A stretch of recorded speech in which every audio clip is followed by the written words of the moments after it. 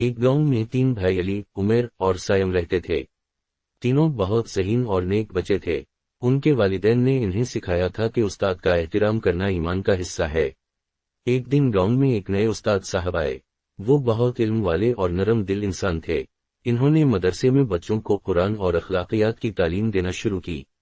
گاؤں کے کچھ بچے استاد کا مذاق اڑاتے، سبق کے دوران شور کرتے اور ان کی باتوں کو نظر انداز کرتے، لیکن علی، عمیر اور سائم ہمیشہ ادب سے بیٹھتے، استاد کی ہر بات غور سے سنتے اور سبق کے بعد شکریہ بھی ادا کرتے۔